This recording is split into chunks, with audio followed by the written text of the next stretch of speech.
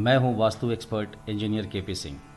हम लोग बात करेंगे धार्मिक पुस्तकों के बारे में। हम सभी जिस जीवन शैली से आते हैं, यानी हमारी भारतीय वैदिक परंपरा, इसमें हम सभी के घर में न जाने कितनी पुस्तकें और धार्मिक ग्रंथें हैं। हम उन्हें पढ़ें या न पढ़ें, आजकल जो मैं देखता हूं कि हमारे घर के कुछ बूढ़े बुजुर्ग ही हैं जिन्हें श्रीमद् भगवद गीता या रामायण में इंटरेस्ट है, वह उनका दैनिक पाठ करते हैं। इसका एक प्रमुख कारण लगता है कि आज जो यूथ है हमारे घर में, उनके पास समय का भी अभाव है और उनके जीवन में अभी वो स्टेज नहीं आया है कि वो मानसिक रूप से तैयार नहीं है कि इन धार्मिक चीज़ों के साथ जो हमारे जीवन का संबंध है वो उस चीज़ को भी नहीं समझ पाए। इसलिए मेरा ये सुझाव है कि वक्त निकालकर थोड़ा सा इन पुस्तकों को पढ़ना चाहिए। ये हमें जीवन में कुछ न कुछ सिखा करके ही जाएंगे। और बहुत सारी ऐसी बातें जो हमारे कोर्स के किताबों में है ही नहीं, वो हमें सिर्फ ये धार्मिक पुस्तकें ही सिखा सकती हैं। अपने कल्चर को जानना, अपने धर्म को जानना, ये हमेशा ही फ़ायदेमंद है और ये आपको जानना ही चाहिए। और जो विद्या, मान लो किसी के परिवार में कोई विरासत में कोई चीज़ चली आ रही है, चाहे आप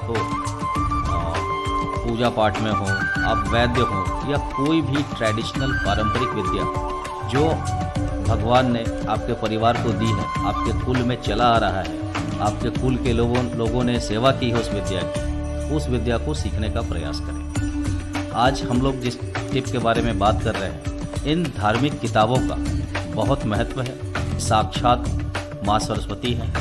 अगर ग्रहों की दृष्टि से देखा जाए तो ये देव बृहस्पति हैं। अगर किसी को ये सब टर्म समझ में ना आए जो आज की यूथ के लिए है, ये सब चूँकि आज के यूथ में जो सबसे ज़्यादा कमी है वो है विजडम। ये लोग इंटेलिजेंट बहुत ज़्यादा हैं लेकिन विजडम की बहुत कमी है, और बृहस्पति विजडम ही देते हैं। ये धार्मिक पुस्तकें विजडम ही देती हैं। तो इन धार्मिक पुस्तकों का अनादर नहीं होना चाहिए, या हमें जानबूझकर कभी भी इनका अनादर नहीं करना चाहिए। तो सबसे इम्पॉर्टेंट है कि कई बार मैंने देखा कि लोग धार्मिक पुस्तकों को, चाहे वो आरती की हो, हनुमान चालीसा हो, या कोई भी धार्मिक ग्रंथ, फटे चिटे अवस्था में हो, जो बहुत पुराने हो गए हैं, जर्जर हो गए हैं, लाल कपड़े में बांधकर उसको रखते हैं, वैसी फटी हुई किताबें अपने घर में न रखें। और इन धार्मिक पुस्तकों को कभी भी अपने बिस्तर में, अपने गद्दे के नीचे, तकिए के नीचे हरगिज़ नहीं रखें। इनका बहुत बहुत नेगेटिव प्रभाव है। बहुत सारी गलतियां हम जाने अनजाने में करते हैं।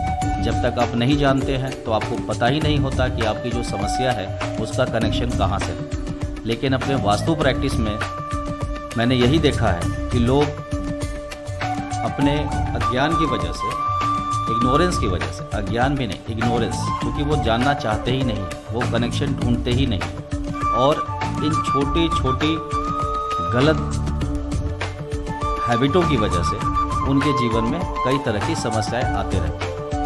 इसलिए मेरा ये सुझाव है, आपसे ये निवेदन है कि कृपया धार्मिक पुस्तकों का अपमान न करें, उन्हें इज्जत के साथ रखें, सही जगह पर रखें। यदि आपने वास्तु के हिसाब से अपना घर बनाया है तो ऑब्वियस है नॉर्थ ईस्ट में आपके घर का मंदिर होगा, आपके घर के भगवान स्थापित होंगे, वहाँ आप धार्मिक पुस्तकों को रख सकते हैं।